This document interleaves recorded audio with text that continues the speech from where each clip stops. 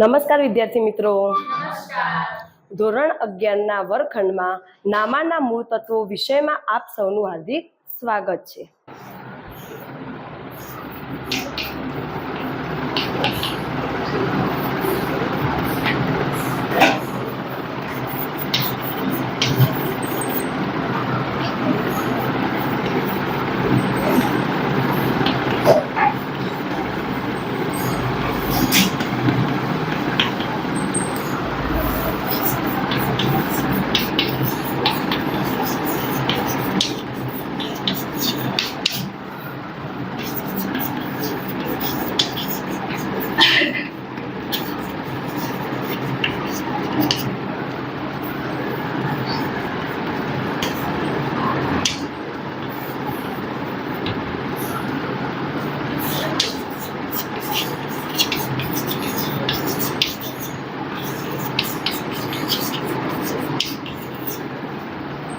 તો વિદ્યાર્થી મિત્રો, હું તમને મારો થોડો પરિચય આપી દઉં. મારું નામ પટેલ ફાલ્ગુનીબેન જસવંતકુમાર છે. હું સિદ્ધપુરથી આવું છું. હું સ્વામી વિવેકાનંદ સર્વોદય બેંક એજ્યુકેશન કોલેજ મહેસાણાની પ્રશિક્ષણાર્થી છું. તો હું હવે તમારો થોડો પરિચય લઈશ. તમારું નામ શું છે?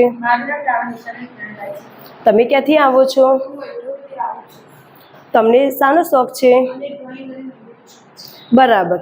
તો આજે આપણે નામાના મૂળ તત્વો વિષયમાં એક મહત્વના એકમ વિશે અભ્યાસ કરીશું. તો આપણે સૌ જાણીએ છીએ કે હિસાબો લખવાની મુખ્ય બે પદ્ધતિ છે, દેશીનામા પદ્ધતિ અને દ્વિનોંધીનામા પદ્ધતિ. એમાંથી આપણે દેશીનામા પદ્ધતિનો અભ્યાસ કરીશું. દેશીનામા પદ્ધતિ એ પ્રાદેશિક ભાષામાં લખવામાં આવે છે. દેશીનામા પદ્ધતિ એ પ્રાચીન પદ્ધતિ છે. આ પદ્ધતિમાં એકાંકી વેપારી અને ભાગીદારી દ્વારા શરૂ કરવામાં આવે છે. દેશીનામા પદ્ધતિ કારતક સુદથી આસો સુદ સુધી નામું લખવામાં આવે છે. એટલે કે નાણાકીય વર્ષ 1/4 થી 31/3 સુધીનું હોય છે.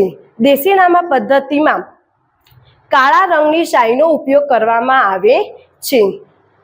દેશીનામા પદ્ધતિમાં પેટા નોંધોમાં 5 ખાના સરવાળા હોય છે અને ખાતા વાહીના 8-6 સરવાળા હોય છે.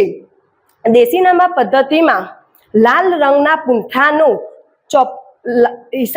દેશીનામા પદ્ધતિમાં હિસાબી ચોપડા લાલ રંગના પૂંઠાવાળા હોય છે. પૂંઠાને જાડા દોરાથી ડિઝાઇન બનાવેલી હોય છે. દેશીનામા પદ્ધતિમાં સૌ પ્રથમ પાના પર શ્રી શબ્દનું લખાણ કરવામાં આવે છે. દેશીનામા પદ્ધતિમાં રકમ લખતી વખતે રૂપિયા અને પૈસાની નિશાની હોળાઓ દ્વારા કરવામાં આવે છે. તો વિદ્યાર્થી મિત્રો, આ કથન દ્વારા હું તમને કેટલાક પ્રશ્નો પૂછીશ. જેને આવડે તે પોતાનો હાથ ઊંચો કરીને પૂરા વાક્યમાં જવાબ આપવા પ્રયત્ન કરજો. નામું લખવાની કેટલી પદ્ધતિ છે? કઈ કઈ? નામું લખવાની બે પદ્ધતિ છે, દેશીનામા પદ્ધતિ અને દ્વિનોંધીનામા પદ્ધતિ. બરાબર. દેશીનામા કયા સમય સુધી નામું લખવામાં આવે છે? દેશીનામું કારતક સુદથી આસો સુદ સુધી સમયગાળા સુધી નામું લખવામાં આવે છે. બરાબર. દેશીનામા પદ્ધતિમાં સૌ પ્રથમ પાના પર કયો શબ્દ લખવામાં આવે છે?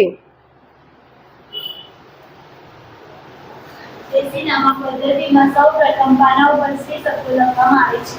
બરાબર. નામું લખવાની અતિ પ્રાચીન પદ્ધતિ કઈ છે?